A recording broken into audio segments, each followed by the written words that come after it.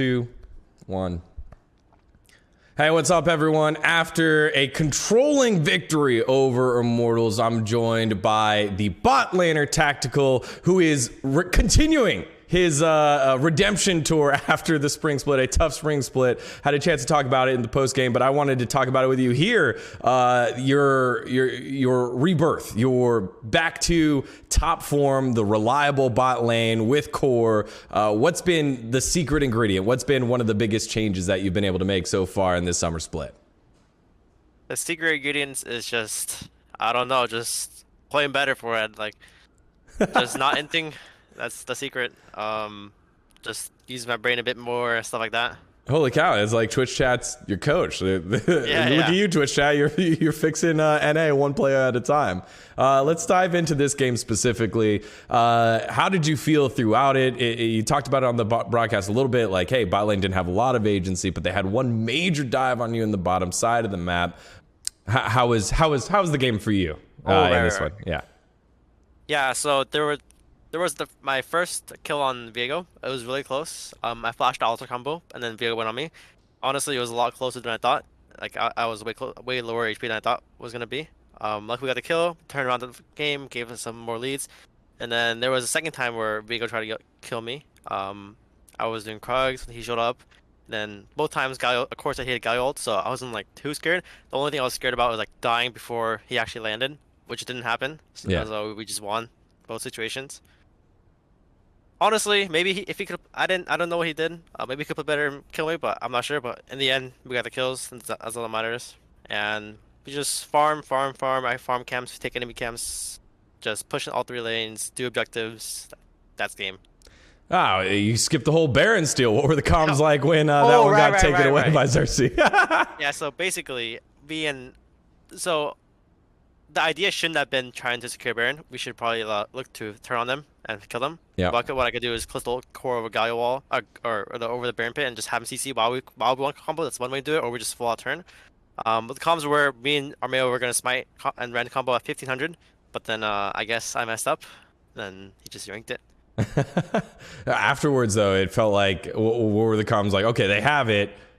But you guys were like on flip sides, right? It was like you guys were blocking their path out. Like it was just like, hey, fight. Also, Jenkins went into the pit. It was like this was kind of a little hectic, wasn't it? Yeah, everyone knew we were winning if we were fighting, so we're just trying to get as many kills as we can. Like Baron's not only for like securing like the buff, it's also like playing for the fight.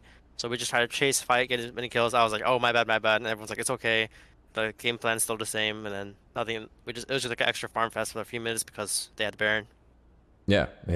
But you were able to close it out, get the win. Elder Dragon also helps too, and improve your standing. And so I kind of wanted to focus the conversation on you a little bit as a player and as a person, because there's been a lot of adversity for you in this second year of your career compared to your rookie split or rookie year, I would say last year, both in your personal play and in team turmoil, right? A lot of change, a lot of turnover. Everyone will look back on the split and be like, wow, the Team Liquid went through a lot. Regardless if you win the LCS, go to Worlds or not, it's going to be like there's a lot of change. How did you deal with that, both your personal struggle and the roster stuff?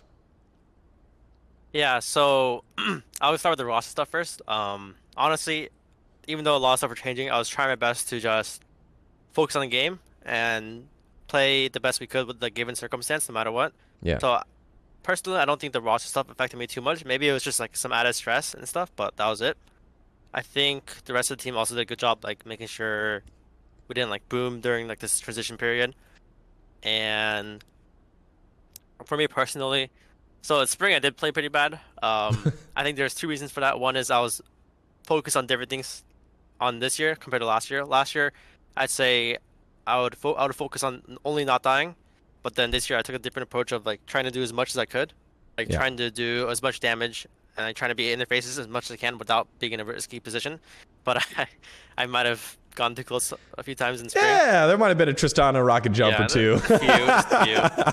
I'm sure I still have that in me somewhere, maybe. But yeah. Also, it wasn't just that. Like focusing on different things and tunneling. It was also like I was going through a hard time, just like earlier in the year, and then now I'm doing a lot better. So I think that's also a partial reason. It's like my mental was just worse earlier on. Now it's like doing a lot better. So I In think that terms of helps. what? Like I like it without, diving into personal or Yeah, if it's a private thing. it's just like overall mental health basically. I Gotcha. wasn't doing the greatest in spring, but now like improved a lot over the course of the year. So now I think that's like partial reason why I'm doing better. I think just one more thing would be I would want to be more consistent, and I think I'll be a lot better. What are ways that you're practicing consistency? Which is a tough thing. I know Just I just asked you a hard question.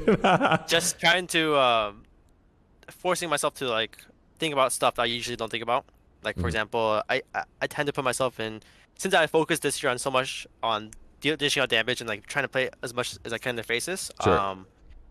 I think I should focus on more like my positioning, the timing where I am, just like trying to be a bit less risky, but like playing at the edge at all times. That's how I like to play. So I think one, it's a repetition of playing a lot of games, and two, it's like incorporating certain like thought processes into situations, so I could also improve and just like die less, I guess, or like be better, more consistent. Now, one of the other changes that you had to go through was also your staff changes. How's the environment been? How's the new coaching with Coach Cold been so far? Um, I'd say overall there was not too much change. It just feels like we're missing. There's like a there was just like a piece missing, kind of. Hmm. But we had Albert or Hack 200 to step in, so it wasn't like completely left out. For me, I was fine with it. It didn't really affect me that much. I just, like I said earlier, I just tried to do the best I could with the given circumstances. Yeah. And then last one, and I'm teeing you up for this because I know you just kind of gave an answer that you could give, but you got two top laners, man, and you highlighted in your post game interview. Alfari's good at accentuating his lead and playing through him. Bobby J is really good at playing for the team, playing weak side, and if anything, very weak side. I don't think he got any jungler help here in this matchup against Immortals, against Revenge. What do you prefer to play for? Because obviously they're going to say, hey, tactical, this is your top laner for today, but what would you prefer to play for?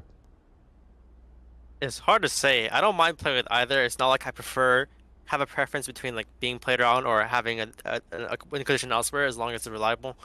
Um, I mean, Alfari as a player has more experience, so I guess in the short term, maybe I would want to go with Alfari, but it's hard to say because it's like an unfair case because Alfari or Barney has so much more like experience and like I think the main difference comes down, or also like another factor is like personality differences. I think Mm-hmm.